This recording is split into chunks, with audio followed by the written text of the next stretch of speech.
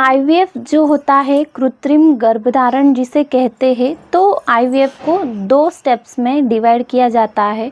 जो कि पहला स्टेप होता है कि फीमेल को मेडिसिन या फिर इंजेक्शंस के द्वारा जो एग्स है उनको प्रिपेयर किए जाते हैं और उसके बाद उनकी क्वालिटी जो है वो भी क्वालिटी में सुधार किया जाता है और उसके बाद से वो जो एग है वो निकाल लिए जाते हैं, जिसको ओवम पिकअप या फिर एग पिकअप की प्रक्रिया कहते हैं। तो ये जो निकाले हुए एग होते हैं ये 3 दिन के होते हैं या फिर जो 5 दिन के एग होते हैं, जिनको ब्लास्टोसिस्ट भी कहा जाता है। इन एग को लैब में, आईवीएफ जो लैब होती है उसमें जो हस्बैंड के शुक्राणु होते हैं उनके साथ फर्टिलाइज किया जाता है और उसके दौरान जो फर्दर जो एम्ब्रियो होता है वो तैयार होता है, जिसको फिर फीमेल के गर्भ में फिर से छोड़ दिया जाता है। तो सेकंड स्टेप में इसे एम्ब्रियो ट्रांसफ़र कहते हैं। तो ये स्टेप्स होता है आईवीएफ का। एंड ये इनफर्टिलिटी जो है ये काफ़ी एक स्ट्रेसफुल मोमेंट होती है।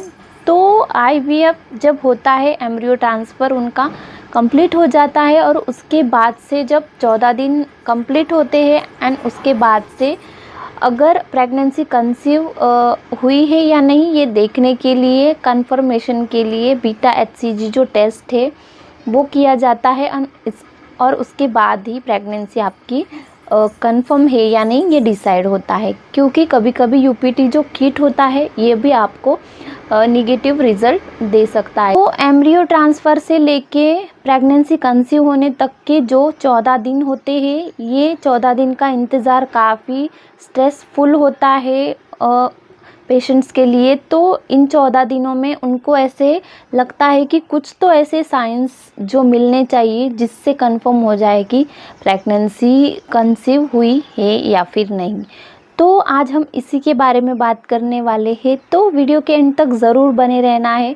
और चैनल को अभी तक सब्सक्राइब नहीं किया तो प्लीज़ सब्सक्राइब करना ना भूलना है। तो चलिए आगे की ओर बढ़ते हैं।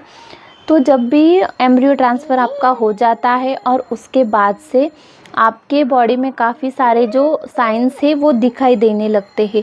ये कंपलसरी नहीं होता कि सारी जो महिलाएं हैं उनमें ये जो साइंस है वो दिखाई देते हैं, क्योंकि आईवीएफ के बाद सिर्फ 40% जो फीमेल्स होती है उनको ही कुछ साइंस ऐसे होते हैं जो दिखाई देते हैं। तो उसमें सबसे पहला जो साइंस होता है इम्पॉर्टेंट वो होता है ब्लीडिंग का। अगर आपको एम्ब्रियो ट्रांसफ़र के 1 हफ्ते बाद से ब्लीडिंग हो रही है तो ये साइंस आपकी प्रेगनेंसी का हो सकता है, क्योंकि ये जो ब्लीडिंग होती है ये इम्प्लांटेशन ब्लीडिंग होती है। और तो ये जो साइन होता है ये भी 40% महिलाओं में ही दिखाई देता है, हर किसी महिला में नहीं नज़र आता। तो अगर आपको 1 हफ्ते बाद एम्ब्रियो ट्रांसफ़र के ब्लीडिंग हो रही है, ये ब्लीडिंग हल्की फुल्की भी हो सकती है, कभी कभी ज़्यादा भी दिखाई दे सकती है। तो आपको अगर ये ब्लीडिंग दिखाई दे रही तो ये आपके लिए एक पॉजिटिव साइंस है। नेक्स्ट साइन ये है कि अगर आपको वाइट डिस्चार्ज बढ़ चुका है इस दौरान तो ये भी आपके प्रेगनेंसी का लक्षण हो सकता है। लेकिन वाइट डिस्चार्ज में भी आपको फ़र्क समझना चाहिए कि अगर आपको मेडिसिन जो भी दिए हैं एम्ब्रियो ट्रांसफ़र के बाद, आपको मेडिसिन जो आपकी गायनिक देती है और उसमें कुछ मेडिसिन ऐसे होते हैं जो कि आपके प्राइवेट पार्ट में इंसर्ट करने के लिए दिए जाते हैं। कभी कभी ये जो मेडिसिन है वो मेल्ट होके आपके प्राइवेट पार्ट से बाहर निकलती है, तो आपको ऐसे लगता है कि वाइट डिस्चार्ज हो रहा है। लेकिन वाइट डिस्चार्ज एकदम पानी के जैसा रहता है, ट्रांसपेरेंट। तो ये वाइट डिस्चार्ज अगर आपका हमेशा से ज़्यादा बढ़ गया है तो हो सकता है कि आपकी प्रेगनेंसी हो सकती है। लेकिन अगर आपको कोई भी वजाइनल मेडिसिन नहीं दी गई है देन उसके बाद भी आपको वाइट डिस्चार्ज बढ़ चुका है तो ये आपका प्रेगनेंसी का लक्षण हो सकता है। नेक्स्ट साइन ये है कि आपका जी मचलाना या फिर वोमिटिंग वगैरह भी आपको लग सकती है। कभी कभी प्रोजेस्टेरॉन जो आपको मेडिसिन दी जाती है उससे भी आपको वोमिटिंग या जी मचलाना ये समस्या हो सकती है। लेकिन अगर आपको ये समस्या कुछ ज़्यादा ही हो रही है और आपको डिफरेंशिएट करना आ रहा है कि आपको जो हार्मोनल मेडिसिन दिया है उसके वजह से हो रहा है या फिर प्रेगनेंसी के वजह से हो रहा है, तो आप कंफर्म हो सकते हैं कि आपकी प्रेगनेंसी कंसीव हो रही है। उसके बाद अगर पेट के निचले हिस्से में आपको खिंचाव महसूस हो रहा है, काफ़ी स्ट्रेचनेस फील हो रही है, तो ये भी साइंस है कि आपकी जो प्रेगनेंसी है वो कंफर्म हो रही है, क्योंकि जो भ्रूण है वो अंदर जो लाइनिंग होती है उनको कुरेद कर अपनी जगह वहाँ पे बना रहा है, इसलिए आपको जो स्ट्रेच की फीलिंग है वो महसूस हो सकती है।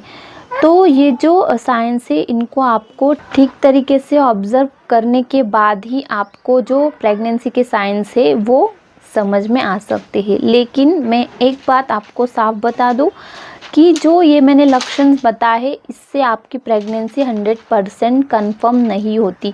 कंफर्मेशन के लिए आपको बीटा HCG जो टेस्ट है वो ही ब्लड टेस्ट आपको करके प्रेगनेंसी कंफर्म करना है। आपको इन सिम्टम्स द्वारा 100% श्योर नहीं रहना है, क्योंकि इस दौरान आपको ज़्यादा एक्साइटमेंट है तो आपका डिसमूड भी हो सकता है। और UPT जो किट होता है वो भी आपको कंफर्म रिज़ल्ट नहीं दे सकता, क्योंकि मेडिसिन के चलते जो भी मेडिसिन का इफ़ेक्ट है प्रोजेस्टेरॉन हार्मोन का, तो HCG इंजेक्शन वगैरह काफ़ी सारे हार्मोन इंजेक्शन मेडिसिन आपको लगते हैं, तो उन्हीं के चलते जो UPT किट होता है उसमें अगर आपको पॉजिटिव रिज़ल्ट दिखाई दे रहा है तो भी आपको प्रेगनेंसी नहीं हो सकती, या फिर इनमें से कोई भी लक्षण आपको नज़र नहीं आ रहे हैं तो भी आपको प्रेगनेंसी कंफर्म हो सकती है। यानी कि ये एक तरीके का कन्फ्यूजन ही है जो मैंने क्लियर कर दिया कि आपको प्रेगनेंसी होने पर कभी कभी सिम्टम्स नज़र नहीं आते हैं, या फिर सिम्टम्स नज़र आते हैं फिर भी प्रेगनेंसी आपको नहीं हो सकती।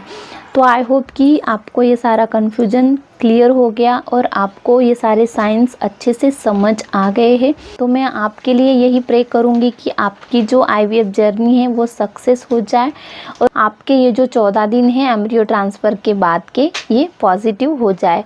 तो वीडियो अच्छी लगी होंगी तो लाइक करना ना भूलें। फिर मिलते हैं किसी नेक्स्ट इन्फॉर्मेशन के बारे में। तब तक के लिए stay healthy, stay happy. Thanks for watching me.